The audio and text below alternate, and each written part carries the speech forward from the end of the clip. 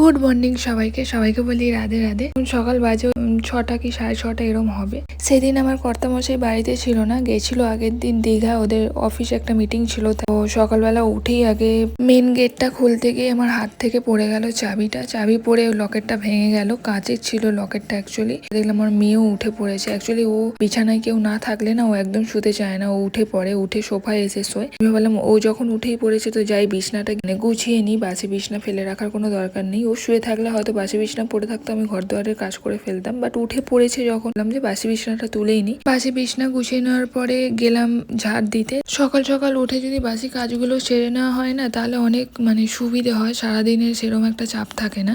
আগে আমি না সকালবেলা এরকম বাসি কাজ সারতাম না, আমি বেলায় সারতাম। আমার একটা খুব বাজে অভ্যেস ছিল যে আমি সকালবেলা উঠে কিছু করবো না, টিফিন করতাম, ফ্রেশ হয়ে টিফিন করে তারপরে বসে থাকতাম চুপ করে। তারপরে বেলা 9টা 9:30টার দিক করে বাসি কাজ সারতাম, সবকিছু করতাম। সকালবেলা উঠে না একদম কিছু করতে মন চাইতো না আগে।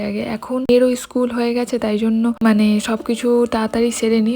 একদিক থেকে সুবিধেই হয়, মাথায় একটা চাপ কমই থাকে, কারণ সকালবেলা বাসি ঘরের কাজবাজ সারা হয়ে গেলে অনেকটা নিশ্চিন্ত থাকা যায়। তো আমি ঘরটা ঝাড় দিয়ে ঘরটা মুছে নিলাম। প্রথমে মুছে নিয়ে ও তখনও শুয়েই ছিল, ওঠেনি বলতে ঘুমায়নি, ও চুপ করে শুয়েছিল, ও বদমাশি করছিল। পরে ওকে ব্রাশ করালাম, ব্রাশ করিয়ে ঘরে ফ্রিজে মিওমিন্স ছিল আর পাউরুটি ছিল। পাউরুটিটা প্রথমে সেকে নিয়েছিলাম, আমি সেকে নিয়ে মিওমিন্স মাখিয়ে দিচ্ছিলাম। আমার মেয়ে না ভীষণ খেতে পছন্দ করে এই মিওমিন্স, বাটার, ঘি, জন্য ওকে মাখিয়ে ওকে দিয়েছিলাম। ও একসাথে খাবে না, ও আলাদা আলাদা করে মিওমিন্সটা প্রথমে খাবে, তারপরে রুটি। আগের দিন রাতের পরোটা তরকারি ছিল, তো সবকিছু মিলিয়ে চালিয়ে মামের ব্রেকফাস্টটা করে নিলাম। অনেকদিন থেকেই ভাবছিলাম এই জানলাটার বাইরেটা একটু পরিষ্কার করব, কারণ এই জানলাটা না আমি সপ্তাহে 2-3 বার পরিষ্কার করি, কারণ আমি ওই ঠাকুরের আমার তুলসী মঞ্চের ওখানে কর্পূর জ্বালাই, তো ওই জন্য কালো পুরো ছাই উড়ে উড়ে না পুরো কালো হয়ে যায় ওখানটা। 2-3 দিন ছাড়া ছাড়া না পরিষ্কার করলে ওইখানটা একটা বিচ্ছিরি দাগ টাইপের হয়ে যায়। আমার মেয়ে তো আছেই ওগুলো ওটার জন্য, ওই জন্য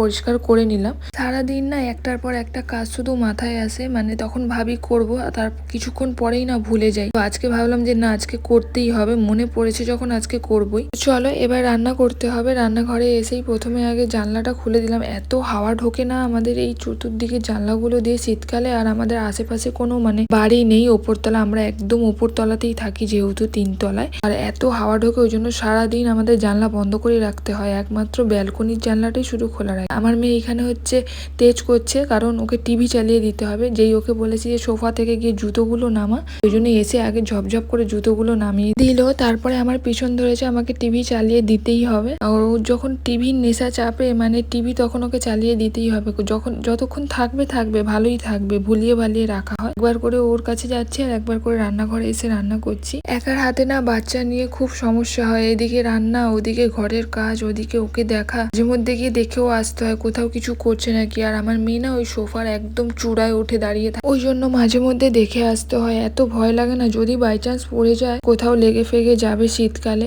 ওদিকে ওকে টিভি চালিয়ে দিয়েছে, এইদিকে আমি বাঁধাকপিটা চাপিয়ে দিলাম। বাঁধাকপি চাপিয়ে আর একটা কড়াই এই সাইডে বসালাম। আমার না 2টো কড়া রেখে, কারণ 2টো কড়াই বেশ সুবিধে হয়। এক সাইডে যদি তুমি আর একটা বসাও, আর এক সাইডে তুমি অন্য কিছু করতে পারবে, কারণ বাঁধাকপিটা সেদ্ধ হতে তো সময় লাগে। ওই জন্য এই পাশে আমি মাছের ঝাল, ডাল আর ওলকপি ভাজাটা কমপ্লিট করে নিলাম। শুধু কি রান্না বান্না করলেই হয়ে যাবে? তারপরে আছে গ্যাস মোছা, সব বাসন কোসন মাজা, সবকিছু করে গেলাম চান করতে। এই ঠান্ডায় কি শ্যাম্পু করতে ভালো লাগে, কিন্তু কি আর করা যাবে, শ্যাম্পু তো করতেই হবে, শ্যাম্পু না করলে চুল উঠবে। ওই জন্য তাড়াহুড়ো করে ঠান্ডার মধ্যে শ্যাম্পুটা করেই আগে তারপরে এলাম সিরাম মাখতে। অ্যাকচুয়ালি সিরাম না ভিজে চুলে মাখতে নেই, শুকনো চুলেই মাখতে হয়, বাট আমার ভিজে চুলে সুবিধা হয় তাই আমি মাখি। শুধু তাড়াহুড়ো করছিলাম যে কখন ছাদে যাব, জামা কাপড়টা নিয়ে ঝপ করে গিয়ে মেলবো, একটু দাঁড়াবো রোদে। তারপরে এলাম জামা কাপড় মালতে। নিচে এসে ওকে খাইয়ে আমি খেয়ে তারপরে এলো ওর পাপা। তো প্রথমেই তো বললাম ওর পাপা মিটিং এ গেছিল দীঘায়, তো দীঘা থেকে এইটা এনেছে। আমাকে ভিডিও কলে জিজ্ঞেস করলো যে কি নিয়ে যাবো, আমি বললাম এইটা ভালো লাগছে, তো এটাও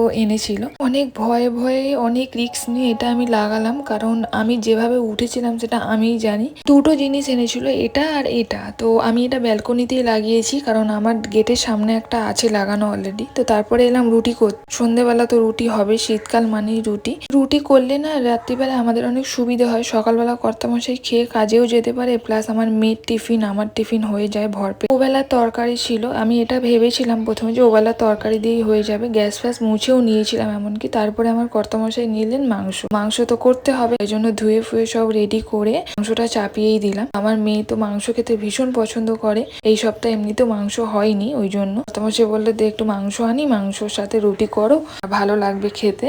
ও মন চাইলো ওই জন্য নিয়ে এলো। তো চলো এদিকে মাংসটাও রেডি হয়ে গেছে। তাছাড়াও না আমার দিনের বেলার থেকে রাত্রিবেলায় মাংস খেতে এত ভালো লাগে আমি জানি না, আমার মতো কার কার পছন্দ রাত্রিবেলায় মাংস। আজকের ব্লগটা অনেক বড় হয়ে গেল, তো চলো ব্লগটা এখানেই শেষ করছি, আবার দেখা হবে অন্য কোনো ব্লগে। সবাই ভালো থাকবে, সুস্থ থাকবে।